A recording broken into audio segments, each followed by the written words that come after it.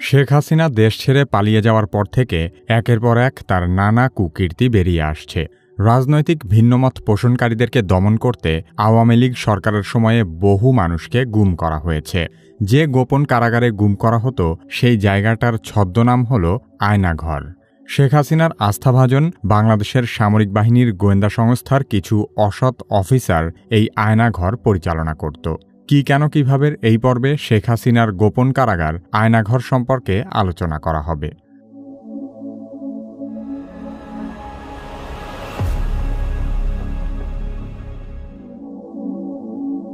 বাংলাদেশের প্রতিরক্ষা বাহিনীর গোয়েন্দা সংস্থা directorate general of forces intelligence বা ডিজিএফআই হিসেবে পরিচিত। অভিযোগ রয়েছে যে ডিজিএফআই এর কাউন্টার টেরোরিজম ইন্টেলিজেন্স ব্যুরো বা সিটিআইবি আয়নাঘর নামে পরিচিত কুখ্যাত কারাগারটি রক্ষণাবেক্ষণ করে থাকে। ২০২২ সালে সুইডেন ভিত্তিক একটি স্বাধীন সংবাদ মাধ্যম নেত্র নিউজের করা একটি অনুসন্ধানী প্রতিবেদনে আয়নাঘরের বিষয়টি সবার সামনে উঠে আসে। সেখান থেকেই দেশের মানুষ জানতে পারে যে বিভিন্ন সময়ে বলপূর্বক গুমের শিকার ব্যক্তিদেরকে আয়নাঘরে আটক করে নির্যাতন চালানো হতো। আয়নাঘর ঢাকা সেনানিবাসের ভেতরেই অবস্থিত বলে ধারণা করা হয়। আয়নাঘরে বন্দী থাকা সাবেক এক সেনা সদস্য জানিয়েছেন, অতীতে এই জায়গাটি জয়েন্ট ইন্টারোগেশন সেল নামে পরিচিত ছিল। পরবর্তীতে একে সংস্কার ও বর্ধিত করে আয়নাঘর বানানো হয়েছে। গুমের শিকার হওয়া বেশ কয়েকজন সাবেক সেনাবাহিনীর কর্মকর্তা আয়নাঘরের অবস্থান প্রকাশ করেছেন।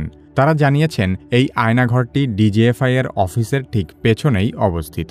এখানে কমপক্ষে ১৬টি কক্ষ রয়েছে, যেখানে একসাথে ৩০ জনকে বন্দী করে রাখা যায়।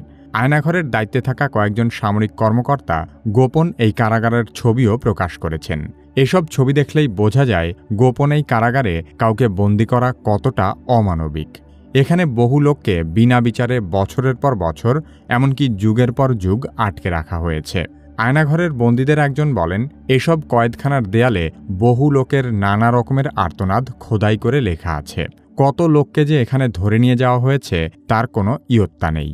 সবাইকে যে এখানে দীর্ঘ সময় বন্দী করে রাখা হয় এমনও নয়। অনেককেই ছেড়ে দেওয়া হয়েছে, আবার অনেককে এখান থেকে হত্যাও করা হয়েছে। আয়নাঘরের বন্দীদের নির্যাতনের কথা শুনে যে কোনো হৃদয়বান ব্যক্তির মনে হবে এমন অমানবিক পরিবেশে দীর্ঘদিন বন্দী করে রাখার চেয়ে কাউকে হত্যা করাও অনেক ভালো। অভিযোগ রয়েছে ডিজিএফআই এর কিছু অসৎ কর্মকর্তা শেখ হাসিনা সরকারের কাছ থেকে অবৈধ রাজনৈতিক সুবিধা নেওয়ার জন্য এসব কর্মকাণ্ড করেছে। আওয়ামী লীগ সরকার ক্ষমতায় থাকাকালীন বিচার বহির্ভূত হত্যা, নির্যাতন এবং জোরপূর্বক গুমের অভিযোগগুলো বরাবরই অস্বীকার করে এসেছে।